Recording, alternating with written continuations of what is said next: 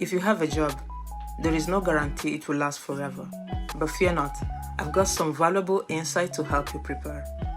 You may have a job today, but who knows what tomorrow holds? Unexpected events, economic shifts, or company changes can lead to job loss. It is essential to recognize this reality. I have spoken to many people who faced job loss. Bills kept accumulating and anxiety grew. They all wish they had known about an alternative sooner.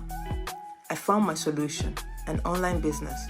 It doesn't require my physical presence, it runs 24/7, and it generates income even while I sleep. Through social media and advertising, I have built a legit business that operates independently. I have always believed in having multiple income streams. It's like having a safety net. If my main job faces challenges, I have something to fall back on. As a nurse with a physically demanding job, I needed flexibility. My online business allows me to work from home, managing it comfortably.